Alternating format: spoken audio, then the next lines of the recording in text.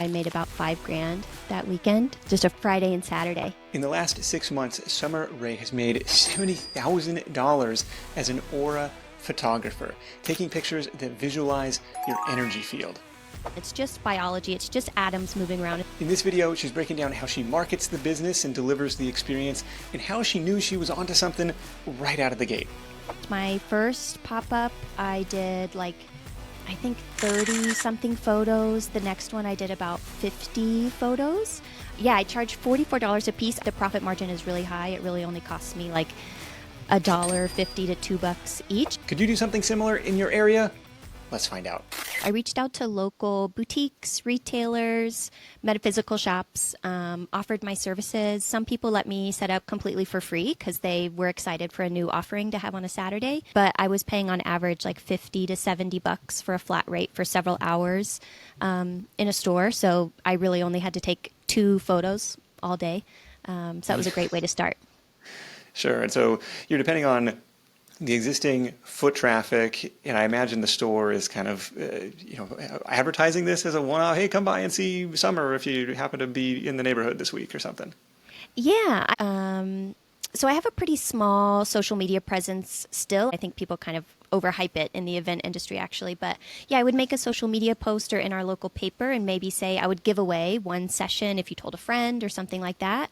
And then, yeah, in exchange for being in the businesses, they would, sometimes promote me in a newsletter or on their, Facebook pages, things like that. Okay, so you do these first couple events and there's immediate demand. It's a home run out of the gate, or is it a slow trickle? What's happening here? So just as a background, aura photography has existed since like the 60s or 70s. And the concept is really just there is an electromagnetic frequency going on, and there are different ways to capture that on a camera. But no one has made a new one since like the 90s, so, 35 years or so. I was expecting to need to spend more time building social proof, validating the offer, explaining to people how it worked. But I was pretty surprised. My first pop-up, I did I think 30 something photos. The next one I did about 50 photos. Wow. I charge $44 a piece. I do offer sliding scale on occasion. The profit margin is really high. It really only costs me like $1.50 to $2 each. I print them on a Polaroid that I put on a postcard that I just printed at Staples. So I do offer some sliding scale, but my average price usually ends up being about $41, factoring in the occasional one I'll do for $20 for like a college kid or something. Got it. Okay. So they turn out to be really popular. People want this stuff, and they're willing to pay. Yeah, I think it's really not entirely about the photo. I mean, the photo is compelling and cute and it's rainbow colors and it's what color did you get? What color did you get? Kind of just like the grab bag of it all. But a large part of it too is people feel they feel pretty safe to be seen, which a lot of that is my energy that I create. I'm very welcoming. I've been really surprised by I would say more than half the people who sit for me for a portrait will say something like, oh no, you're going to see the devil on my shoulder, or it's going to be black, or I'm going to break your camera. Like, it's remarkable the negative self-talk people have. And then it's wonderful to have this experience of not being comfortable being seen, having this negative self-talk. I show them a photo of themselves just glimmering like a gemstone and tell them how delightful they are, because everyone is magical in their own right and wonderful to meet. And that is really the essence of what they're buying. And I think that is why it has spread so much, is just that energetic feeling of feeling good about yourself. Was there anybody else doing this? You're in Central Oregon. Was there anybody else was this a thing? I've never heard of this before. Yes, I would say that you're not necessarily my target market for sure, and that is great. I did a country music festival this summer when I met lots of skeptics like you, and it was really fun. So it does exist. You're going to see it more in Malibu, in Austin, in these kind of like hip wellness hubs. Okay. But the original Aura camera that you can still buy, it's like between seven and $20,000. They don't make it Whoa. anymore. You can't. It's like old school tech, so you can't like troubleshoot it if it breaks. Like there's a couple Aura photographers that have gone out of business because their camera broke and there's no way to fix it, and they don't have 20 grand for a new one. Which was what led me to develop my own. And then my differentiator is because I use modern tech, it populates a video so you can watch their energetic field kind of move in real time. It's kind of guesstimating the speed of things, your little electrons moving around. So that's a fun differentiator. But yeah, it exists, but in a very niche kind of kooky market. The way I kind of talk about this is that maybe 15 years ago, the only time you had an experience with your horoscope might have been your like kooky aunt cut it out of the paper and sent it to you in the mail on your birthday or something. And now there are a lot of people who have astrology apps on their phones. People might like when they're dating, they want to know what your sun sign is to know if you're compatible or something. So I like to think that I'm modernizing aura stuff in the way astrology has really become more normalized these days. Okay. The reason I bring it up is it seems like it's somewhat of a white space in the market where there's not an aura photography shop on every corner. Where so there was a No. novelty factor to come in, but it sounds like there was some level of awareness around energy fields and and like that wasn't anything new, but it was coming Yeah. in with a new approach to it and a new I guess marketing angle to get in front of people and in situations where they're like, yeah, I'll give it a shot, sure. Yeah, a lot of the feedback that I get in Bend is, oh, I've seen this for years and I've never been able to do it. I Okay. get that feedback really frequently. And then the other thing about me using like modern newer tech and building it myself is the $44 price might sound nuts to you, but if you look up other old school Aura photographers, they're charging 80, 100, 180 bucks per session. So I really bring Yeah. the price way down, Yeah, which I'm is cool. picturing like that old, overexposed Polaroid, Yes. and Dark but it's room. but you were kind of bringing like a video capture element to it, and how does it work? Yeah, so the basics of how it works is I have little biometric readers that go on people's hands. And though there's two nodes that kind of speak to each other, and they're tracking kind of the speed of energy moving around, electricity moving around. Every time you have a thought, that's a synapse quite literally firing. So there's electricity moving around all the time. That's another nice thing is like this doesn't go against anyone's religion. It's just biology. It's just atoms moving around. It's very, very low stakes here spiritually. So, yeah, they sit with the readers. My computer kind of hangs out with them for a little while. I let them know when I'm turning the camera on, and then it populates a 20-second video. I show folks the video, and then we kind of talk about what the colors mean, what the movement means. And then we find one where, like, they look cute and the colors look good, and that's the one we print for them to take home right on the spot. Okay, so that's the deliverable is out of the 20-second video, we'll take a frame and then we'll turn Yeah. that into the printout, and that's the hard cost of it, the buck 50 or whatever it is. Yeah, and the whole process takes, I like to call it about 10 minutes. It gives us time to kind of like talk and get comfortable and not feel rushed. But as an example, part of why the old school technology is more of that, 100, or whatever bucks is like they take it with an old school Polaroid, wait like 10 or 15 minutes for the Polaroid to develop. Then they look at it with the person. So it's a much longer process. So I understand why they charge more, but on the practitioner side, it's really nice to keep the cash flow just going and to keep it much lighter. I've even had people come to me who have had Aura portraits done with the old school camera, and sometimes they're apprehensive because maybe that reader like told them something about themselves they didn't like and tried to funnel it into paying them more money to cleanse things. And I keep it much lighter, much friendlier.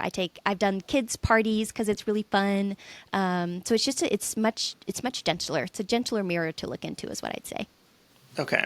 And it sounds like relatively low startup costs, relatively low commitment. Hey, I want to pay $50 to rent out this to space for you where I think my target customers are going to be stopping by Yeah. today.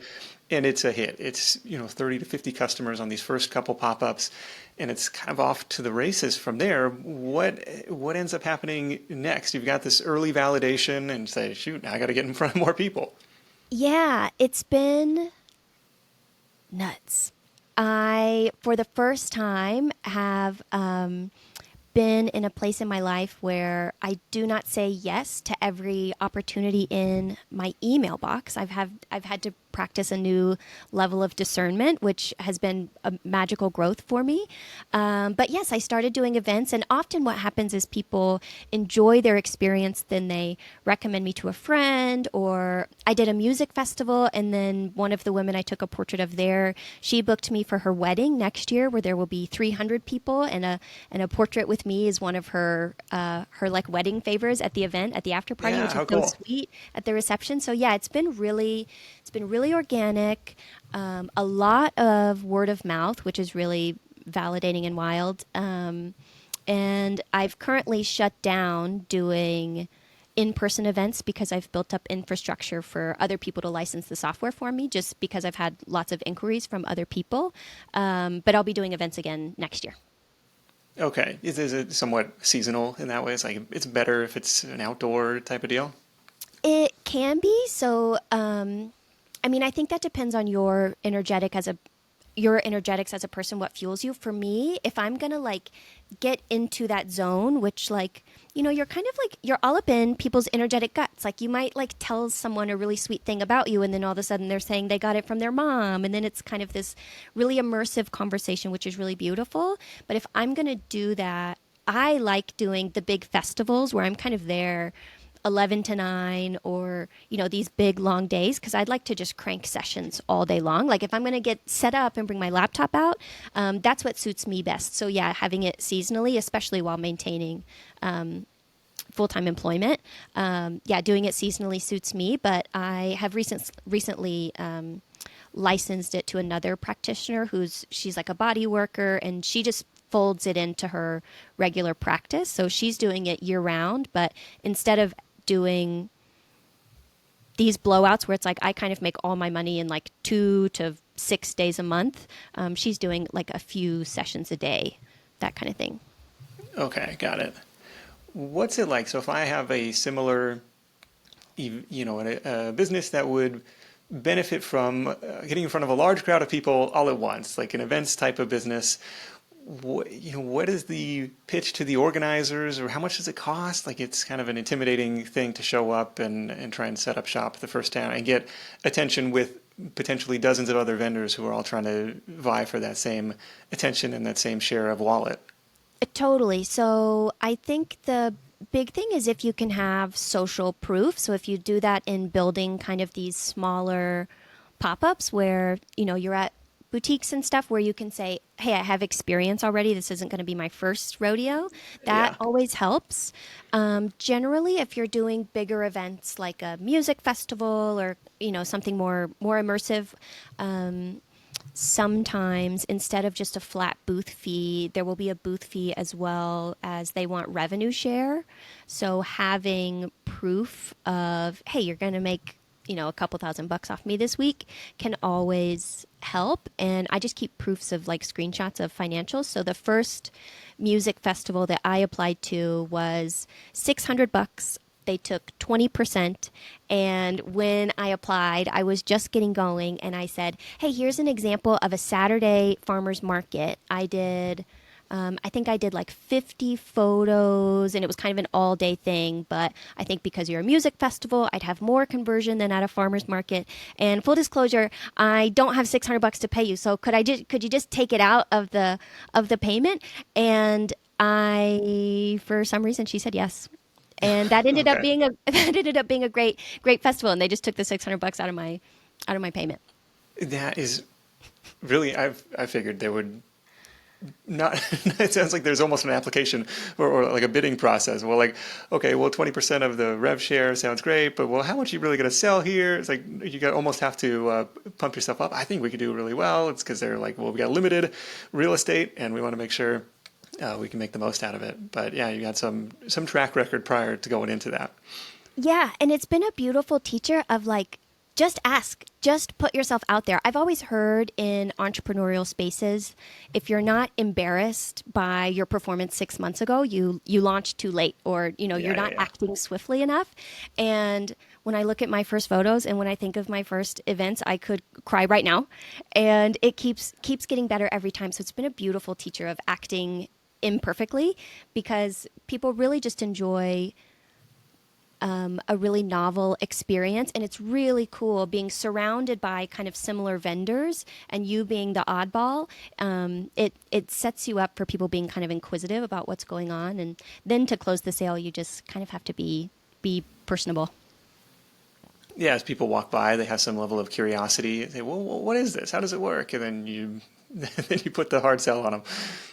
Yeah, basically. And I'm reiterating every time, every booth I look back on and I see so many errors. And I remind myself that my customers don't see those. That's me trying to, chase something better. But as an example, so right now, what I've been doing is I have, little rainbow garlands that go around the edge of my booth at the entrance to make it look cute. And I just have clothespins and I hang Polaroids of previous sessions that I've done. I've got like 20 or 30 out.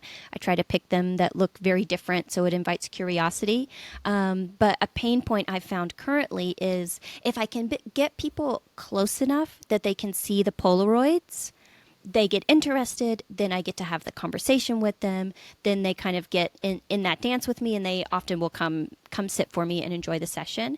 But Yeah. my new thing is I'm trying to grab that curiosity from further away, not needing them within 10 or 20 feet of my booth. So currently I've got in production is I printed like a big background with like blown up pictures that are really large. So hopefully I can grab that inquisitive thing from further away. Okay. Do We'll you see. recall how much the music festival ended up making you after the booth fee and the revenue share? I did the first day. So this was a country music festival as well. So it was a big push because this is not, it wasn't really like hippie wellness zone. You know what I mean? The first day I sold out. I didn't bring enough film and I had to leave early. I did a little over 100 sessions and had to leave early. And then the next day I did about 100 sessions again. So I made, like, after paying all my fees and stuff, I think I made about 5 grand that weekend. Just a Wow. Friday and Saturday. Yeah, it was amazing. And that's the one that I met someone who's now booked me for her wedding. So that's another like check with a comma coming next year from that one event. Wow. 5,000 Yeah. bucks in a weekend. Okay. Yeah. Yeah. Everyone's And like, it's I'm a believer. Show me the energy fields now. This is good. Well, it's just, and they're great for festivals like that. So another way that I keep improving is I just have like a standard little postcard with like a QR code to my website or whatever.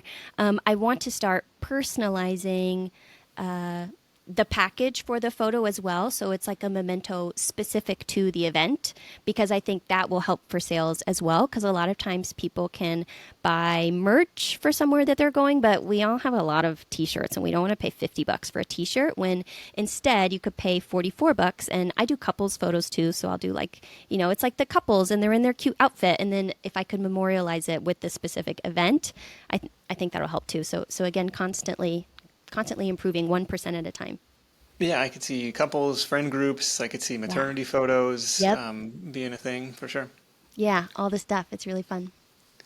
And prior to that, it was farmers markets, or was that kind of a standing every Saturday morning is the farmers market? Not every Saturday morning. In the small town where I live, we do events called First Fridays, which are kind of like art walks downtown. And so I popped up in a couple different spots on the little First Fridays, just cute little like woman run boutiques with women's clothes. I would say my audience split is probably 70-30 women, just about. So it is for the girlies for sure. And do they Um, charge you for those, like for to set up there? That depends. A couple of those didn't. They were excited to have like an additional offering to their store. And then even sometimes like one of the shops I've partnered with before didn't charge me a fee, but they did their own promo of like you would get your photo with me and then based on the colors that showed up, you could buy anything those colors for 20% off or whatever. So it's kind of like Oh, that's cute. Okay, yeah. yeah, yeah, it helps bring in shopping. So it's pretty mutually equitable. And then I've done a couple pop-ups again inside boutiques where maybe I've shown up and they've not charged me a flat fee, but they've asked for like 10 to 12% of revenue. Generally now I prefer the flat fee because I generate enough revenue that it's cheaper to pay the fee than Yeah, the yeah, yeah. At 10%. But first, it's like I don't know what this is going to be. Sure, we'll do it on a profit share yeah, basis. But now it's exactly. like, oh, Yeah. this is a thing I heard of recently too, and it was like getting your colors analyzed. And so this Yep. seems like it's in the same ballpark where that was. I don't know if that was like skin tone or like, oh, you really look good in yellow or something. It's hmm like, well, maybe there's a combination here. Yeah, I did at it was like a women's gathering in the woods for like a week. I set up in their marketplace, and there was a woman doing color analysis there, and we did a really fun thing where again people could get their photos taken with me, then they take them to her, and then she would find. So with the color analysis, it's like the colors and the undertones and whatever. Yeah. So let's say your aura is yellow, she would find like a couple beautiful shades of yellow that look lovely on you, and then you could take that to it kind of spread all around. Like you would get your photo with me, then she would talk about your colors, and then there was like a whole marketplace where people were selling clothes, and then they would like buy clothes those colors, which is just cute. Yeah, it's kind of definitely a complementary Yeah. relationship in that way. Yeah, very much. Yeah, and I've done pet portraits too. I did one time over the summer. I took portraits of dogs, and I donated all the money to like a local dog rescue. I've always thought it would be fun to partner like with the Humane Society, like take photos of the adoptable dogs. There's all sorts of directions to take it. Yeah. And you're entirely, it's a mobile studio. It's not like, come to my brick and mortar place and set up. It's, we'll come to you. Yeah, all the setup fits in a backpack. Everything fits in my backpack, so it's super super portable, which again is like another bonus over the old school camera, which is like super big and clunky and heavy and lots of old school parts. And then because I'm not selling product when I do markets, another bonus is like when you're selling packaged goods at a market, you've got a lot of setup and teardown time, and then you're transporting product, and maybe your product breaks or whatever. Yeah. Um, Everything for my booth fits in like one rolling cart because I really just have my tent. I put down some lovely textiles and put up lovely textiles that fold up tiny but make it feel really homey.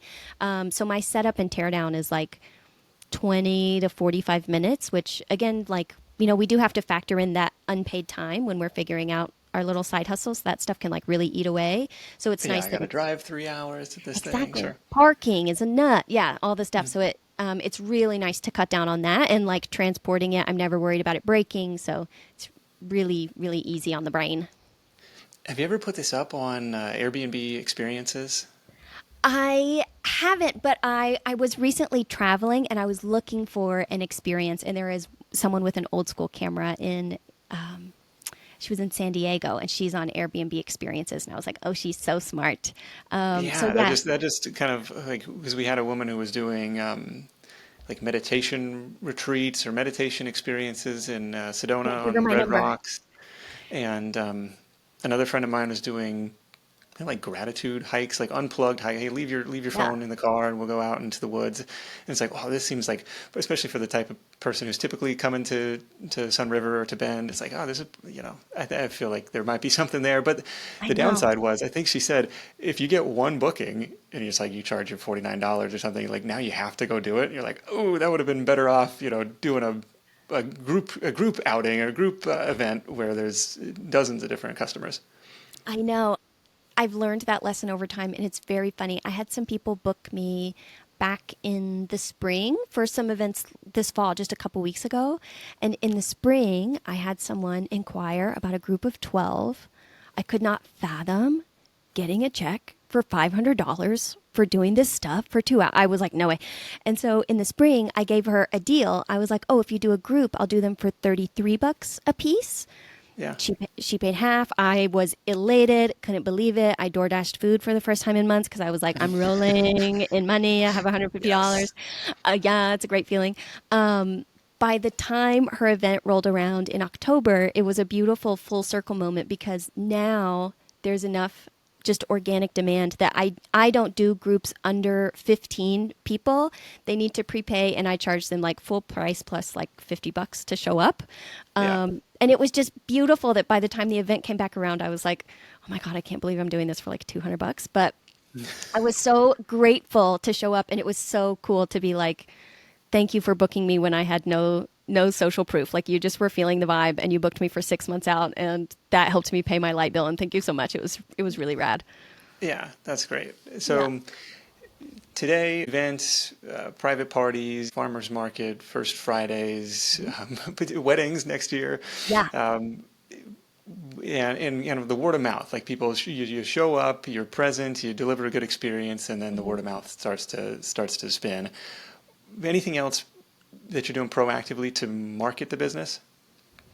I've done remarkably little, embarrassingly little marketing. And I hate to say it, my social media is horrifically neglected. I could frankly update my website a bit and I keep thinking about it, but again, juggling a day job. I think I have been surprised when you think of this offering, you might think of like the teeny boppers or the young people who like just want the cute selfie. And I have plenty of those at markets for sure. But I've been really surprised that a lot of the private party bookings, which are really nice with balancing a full-time job, going to these private events where there's 12, 15, 20 people, and I just like go to their Airbnb or wellness facility, and I'm just there for a couple hours in and out. That's really nice. It's just not the energetic draw of like setting up a big tent at a fair. For those, I even advertise in like our local paper. We've got like super tiny, cute journalism going on here in our small town, and I get a remarkable amount of inquiries. And I haven't done one of those in 4 or 5 months, and I got an inquiry last week where someone saw me in the paper, and I was like, "How did you get here?" I've been meaning to Yeah, call you for a while. yeah, yeah. Okay.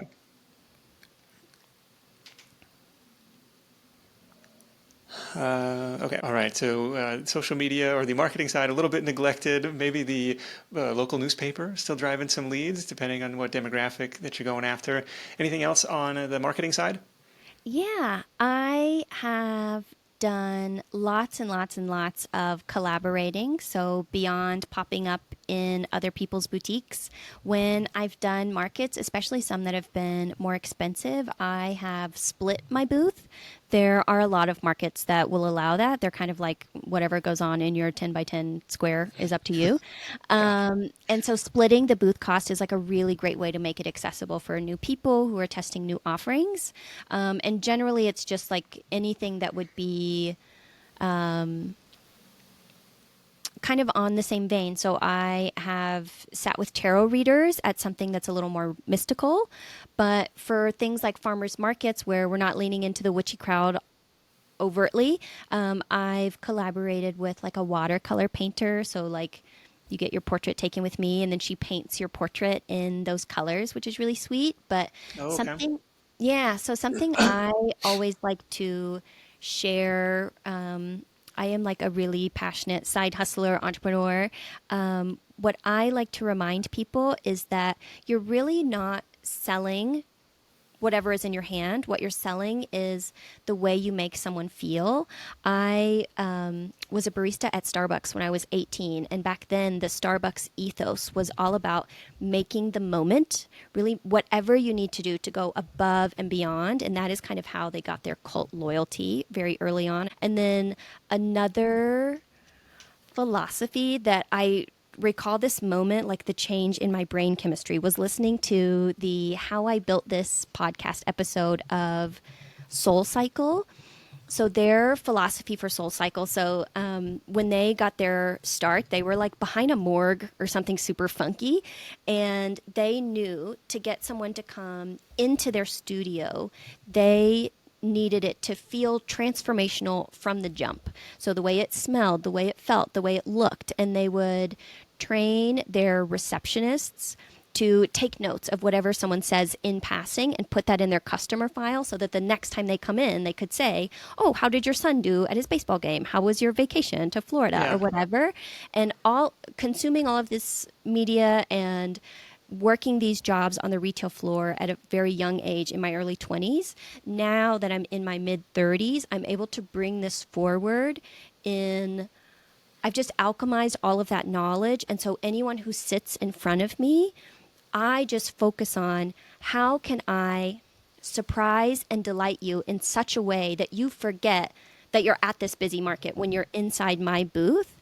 And so I think that translates a lot beyond my offering. I don't think you need to do aura photography. What I think you need to do is create genuine, juicy connection that is enough to take someone out of where they are, because that's how you get that dialogue going to get the spend. Yeah, I think that's a really, really important point. You're not selling the Polaroid, you're selling the experience, that you're selling how you make someone feel rather than, Good. there's no shortage of selfies. There's, free with unlimited film right in your pocket. And so this has got to be something different. Now, that said, do you feel like there's an AI threat here where it's like, oh, I could take a selfie, upload it to any number of different sites and be like, give me my aura reading or give me my energy fields here? Certainly. Absolutely. That doesn't come with the experience, though. People are integrating AI into all kinds of stuff all the time. So yes, I'm sure people are doing that now. My software is not replicatable because there's no AI used at all. I coded it all in Python. So it's not like it's like a ChatGPT wrapper or something that other people could do. And I think people gravitate towards experiences like mine because, again, our society these days is deeply disconnected. We're disconnected from ourselves and from each other. Our screen time is crazy. We're all broke. We're all tired, whatever. And so these magical points of connection and being seen and being witnessed, that's the magic of it all. And so I think looking at your phone and asking ChatGPT, hey, what do you know about me? I have asked ChatGPT that, and it's revealed magical things. But there is nothing like the intimate connection with another human being because we're pack animals and we crave that so bad. And so that's why I think I get really sweet feedback. I got an email a few weeks ago that was like, I didn't even know this was the medicine I needed. And it's like, girl, I just took your picture and told you that you're freaking rad, which is the truth. She looked cute in her picture and she was so rad, but it's like, maybe there's a bigger lesson here about being kinder to each other because yeah, I think so. yeah, it's remarkable how sometimes how transformational the sessions can be when it's like, I'm just here loving on you, telling you that I see you and accept you and you don't have to change because I don't know you and I'm just taking your picture and I'm just here to tell you that you're great as you are. And I think we just all need to hear that. And I think that can translate to all sorts of different offerings in any sort of service offering where you're just seeing someone and connecting with them. Do you see a path where this becomes a full-time income? Do you see a path where you don't need the day job anymore? I'm really excited for this winter coming up to catch my breath because, again, I thought I was going to be spending my first several months like really grinding and really building a lot of social proof. And instead, I was kind of just like treading water, like cranking out these sessions. And so I really crippled myself in like I could have built up my back end significantly better. Like I didn't have a system for sending people follow-ups. I was doing a lot of manual labor that I've now automated and will continue to build up. I am really blessed that I love my day job, so I'm not planning on leaving at least within the next several months. But I do think my first year has given me the proof of it could support me full time, even in a place in Central Oregon that's kind of high cost of living. I could comfortably support myself. Yeah, which is Yeah, and when people are liberating. like, "Well, shoot, if I could make $5,000 in a weekend, and I could do that even just a Yeah, couple weekends a month, and I take the rest of the time off," people start yeah. to get the wheels going a little bit. On the follow up and the systems, like, are there any tools or technology that you rely on that front or elsewhere in the business? Um, My tech stack is pretty basic. I communicate with people through email and social media. I do my billing through Stripe. I started with Square. Square is really cool for small businesses. I got a couple loans through Square that I automatically qualified for, and then to repay the loans, they just take a percentage of your sales going forward. I found that just like really easy, and I was able to, in the beginning, like get that extra like 500, 600, $1,500 to build out my booth to be a bit better because like my first sessions, my backgrounds for people's photos was literally my bed sheet. Like I would get up in the morning and like pull the sheet off my bed. Okay. Now I have some dedicated stuff. But yeah, the tech stack is pretty basic, and I'm looking forward to improving that over time because it would save time. Talk to me about the licensing the software that you've built and apparently coded yourself through to other people who want to do this. That's kind of the next stage of the business that you see is, well, I can only be at one event at a time, and so there's an opportunity to open this up to as a side hustle to other people. Yeah. When I first launched the business, it really wasn't on my radar, but it's something that I kept getting inquiries about, especially in, kind of healing spaces or even just in the event space. When people go to festivals and people who kind of run these things are always looking for something new and novel. And this is really new and novel. So I paused doing events to build the back end for being able to license it to other people. And I am less than a tenth of the price of the old school camera. It's so significantly so much cheaper. And then I do charge $149 a month, which just covers a lot of the tech to like keep things going so that I can like update it for people every month and they get really good access to it. I have a whole Slack channel built out where I used to be a wedding florist, so I have a lot of event experience, which is what made this so exciting for me. But I pull from my like 15 years of experience in the event industry, and so I've got like a pricing guide. I charge $44. You can charge whatever you want. Like you could build out the offering to include all kinds of other stuff and make it super expensive. Or maybe you don't even print the photo. You just airdrop it to people and you charge $30 and you churn them out faster. Like that might be more profitable. I've got all kinds of guides on like templates for reaching out to markets, templates for reaching out for people to collaborate on, examples of how I will like go to a new town and like scrape and find people that I could pitch to. And this is like customers of yours who are coming in and being like, well, shoot, I was visiting town, but I want to bring this to my own. They were super fans and they wanted to take the next step. Yeah, or like maybe they met me. Maybe I traveled to an event in Portland. They were also traveling in Portland. They met me there. They went home to Utah. I've got one girl in Utah. She Okay. asked if I would come do a pop up at her shop, and I was like, "Girl, no, Not going to do it. no, I don't feel like going to Utah. I have a day job." But that was she. She was like, Could you teach me or whatever? And so that was kind of the catalyst for me being like, okay, I've now gotten like 10 direct inquiries. So I started building it out, and I think at some point I might start doing cold outreach for that. But right now I'm just letting people come to me. Okay. Got it. Yeah. Yeah, follow the demand. That's an interesting side hustles on side hustles there. Yeah, yeah, I never would have thought when I first got started at all.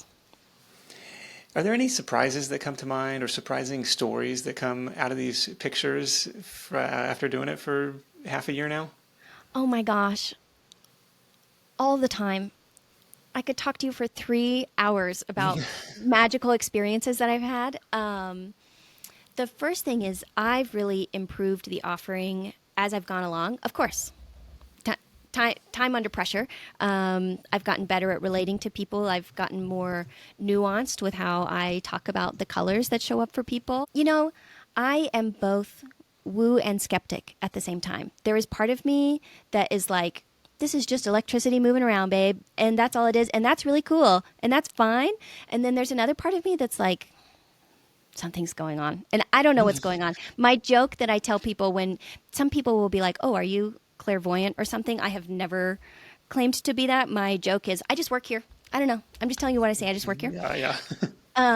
Here's what the One, camera picked up. Don't. I'm not going to interpret this for you. yeah, I don't know. I got no control, babe. One of my favorite stories to tell is from my second market pop up. I had a group of people come up. It was couples and kids, like eight adults and some kids, and a woman sat for me. And at that time, so again, I get more data points as I go on. Oh, I see this color in therapists, or oh, I see this color in artists, or whatever. Yeah. So by my second pop up, I did not quite have that well from which to draw. So I was really just speaking about the colors and their correlations. So this woman sits for me, and she has this really interesting color population over her face and her body that looks really normal, but then kind of over her solar plexus, her low stomach where she's seating, there is this little ribbon of white. And at that point, in coding the software myself, practicing, showing all of the iterations of it, literally thousands of times because I have anxiety, I had never seen the white populate in that ribbon like that. So I kind of stumbled through, and I kind of just honestly say, I've seen this color in like kids and animals, but I've never seen it on a grown up, and it's only populating low like that. I coded this crap and I didn't even know it could do that. Like, I didn't know what to tell her, and I was expecting this to kind of break the moment, and she'd want a refund, which is fine.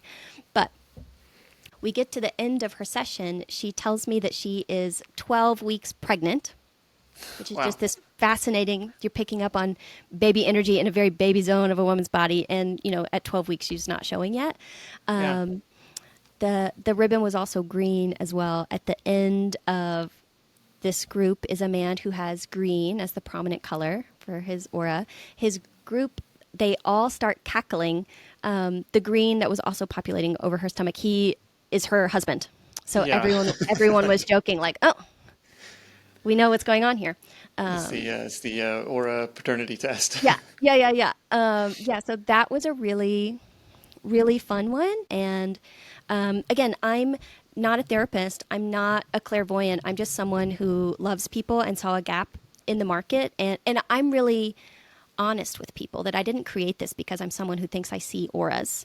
I'm someone who created this because I thought this would be a really cool experience for you, and I hope that you love it. That's kind of my angle. I'm always very honest about that, but sometimes there might be little orbs, and maybe they'll be on a masculine side or a feminine side, and I might gently say, maybe you can interpret this as just you having really good boundaries, or this looking really beautiful, or this could be, kind of a masculine figure kind of quite literally on your shoulder taking good care of you, or feminine or whatever. And sometimes it brings up these magical moments of people of like, oh my God, I lost my dad, but I had a dream about him last night. And it's, populating on the masculine side. There's been really cool, very touching, magical experiences for sure. And I don't know what to make of them myself.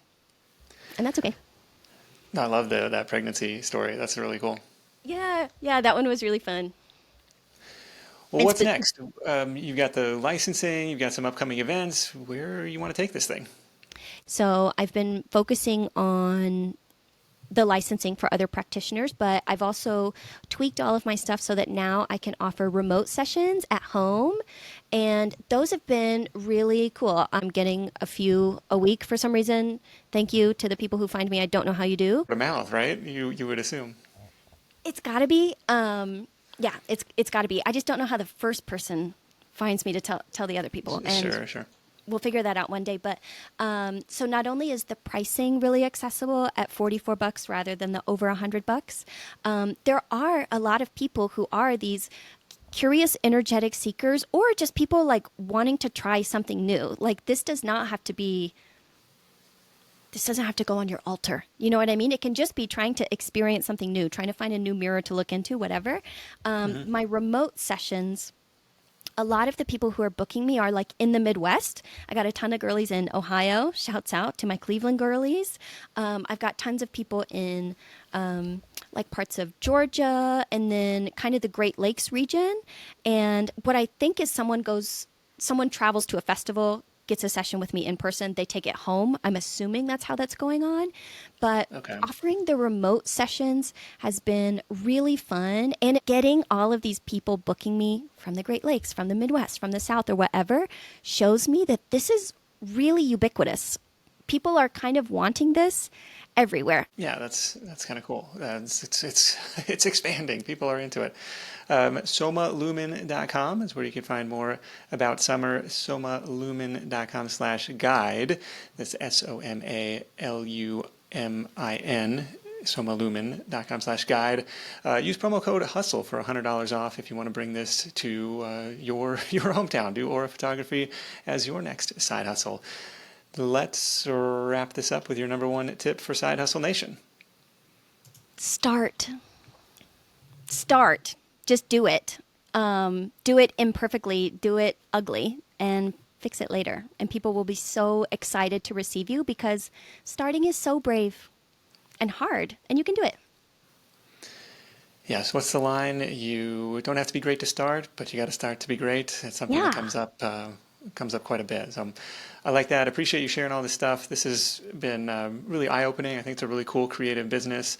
A couple takeaways from me before we wrap. Number one is this strategy of going after the strategic partnerships. So where are my target customers already hanging out? How can I get in front of large groups of them all at once? It's going to be hard for me to raise my hand or try and shout into the void of social media. So instead, I'm going to go to the retail shops or the boutiques or the yoga studios or whatever it is, or the farmers markets or the festivals, and like get in front of a lot of people. And I don't have to convert every one of them, but even just a small percentage is going to add up and cover my costs. Really low overhead way to do it.